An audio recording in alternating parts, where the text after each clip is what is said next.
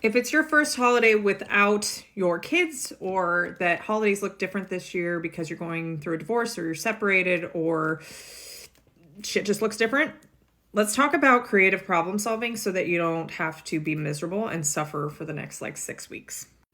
The suffering is in the resistance to what is. So if you're resistant to the experience that you're going to have this holiday season, meaning I know I'm not going to spend Christmas morning with my kids, or I know I am not going to be with my ex-wife, or, holiday traditions just aren't going to be the same. Well, go create some new ones. Find a way for this season to have meaning for you in a way that feels good. Right? So for example, the first year that I didn't have my kids for Christmas, I didn't want to go spend it with my family and sit there and watch my niece and nephew open up presents on Christmas morning, because then I would have this feeling of I'm missing out on my kids' Christmas, and that didn't feel very, very good. So what did I do instead? I planned myself a vacation. I went skiing for the week leading up to Christmas. Then on actual Christmas Day, I flew home because I would get my kids the next day. Turns out it's pretty cheap to fly on Christmas, right? And they give you something called a coffee nog, which means they put eggnog in coffee, and it's delicious, quite frankly. And so how can you look at this holiday season of something that you can look forward to, or at least not suck as much as you're anticipating it to do? For sure, there are going to be seasons in your life, whether it has anything to do with your partnership, your marriage, staying together or not, where you're going to have to adapt to what holidays look like. If you have kids and they go off and get married and start splitting holidays with, the in-laws and you, or they have their own kids and their kids want to open up presents on Christmas morning, you're going to have to adapt at some point, right? Holidays can and will shift and change. So you get to decide, believe it or not, what you do for your holidays. And if your expectation is that it should look the same every year because of tradition and because of external family members' pressure on you that this is what holidays are and they're going to spend it together, you don't have to participate in that. You can choose to opt out of it, or you can choose to opt into it and suffer, but just own your choices, right? And so my encouragement to you, if you're feeling down, depressed, sad, grieving this holiday season, allow yourself to grieve. And then start to be intentional about the choices so that you can actually have a tolerable holiday season. Maybe we'll just aim for tolerable, and consider what you want next year to look like so that you can plan in advance of how it's going to unfold in a way that feels more aligned for you, so you can start to create new traditions. For example, on the years that I don't have my kids on Christmas, now every parenting plan is different. My ex and I do it where he has them for the whole week of Christmas. I get them back usually on the 26th, and then I have them till New Year's. Okay, so I don't see my kids on Christmas Eve or Christmas. That was just what we decided. So the weekend before Christmas, before they go to dad's for the week, we do something called Chipmas. What is Chipmas, you might ask? Well, in a postpartum haze, walking through Target 11 years ago, I saw a damn elf on a shelf and thought, that'll be fun. No, I didn't realize I was committing to 15 years of moving this goddamn elf every night for the whole month of December. Anyways, our elf's name is Chip. And so post-divorce, my mom had this genius idea of hey, how about we celebrate Christmas the weekend before they go? So the kids actually get 2 Christmases. We just call it Chipmas when it's not an actual Christmas.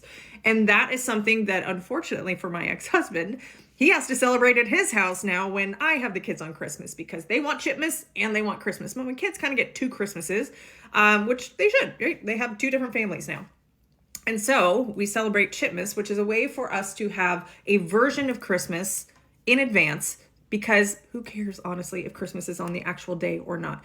Now, here's the thing. My sister-in-law is a surgeon. And for many, many, many years, we as a family had to adjust when we would do Christmas, because usually she was working on Christmas Eve over Christmas morning when she was really grinding it out in her first few years of residency. And so there's plenty of people that for, first responders who have to work the night shift or have to work Christmas, you adjust and you adapt. So there's no difference in what's happening this year. If it's different, that you adjust and adapt. So part of that, again, is living in acceptance of what is and finding creative solutions to the loneliness, the fear, the sadness, the grief, so that you don't have to sit there and suffer. Last year was the first year that I didn't travel on Christmas when I didn't have my kids. Now, could I have worked it out with my ex to go see my kids on Christmas Day? Sure, I could have. I also wanted them to have their Christmas. I think it's really important for them to have traditions with their dad, just as it's important to have traditions with me. So I chose not to do that. Of course, we FaceTime on Christmas morning, but I also was what am I going to do to not sit here and be sad about it? Now, I've gotten to the point where I don't look at me being alone on Christmas as a reflection of that I'm not loved and I'm not. I think most people fear loneliness because they fear it's a representation of them not being lovable. I've healed that part of me that believed that about myself. You can too. So loneliness to me is not a reflection that I'm not loved. It is a choice to not be around people on a certain holiday. I had plenty of friends and family offer that for me, but even if I didn't, I would look at it as I am choosing to not settle in relationships where I wasn't in a relationship. I am choosing not to go spend it with my kids. So it is a choice that I was alone on Christmas. I wasn't beating myself up over it. And that's really the message from this video is what is it you're choosing? And can you live in acceptance of your choices? Because you can always make a different choice. If you don't like the way that the holidays go down this year, what can you do next year to make different choices? That's where your power lies, is recognizing you're making choices.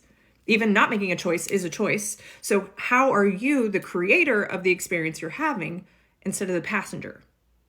That's where you really start to shift how your life unfolds, what it looks like, and the experiences you have, and honestly, how you feel. Right? Even if a divorce or a separation or the ending of a marriage or ending of a family wasn't your specific choice, what choices can you make now? Instead of resisting it and suffering because of the resistance, okay, I accept that we're not going to be together. What's the next right choice for me? Then go do that. And hey, my name's Tara and I'm on a mission to create a self-aware army because it's lonely in these self-aware streets. Come join me.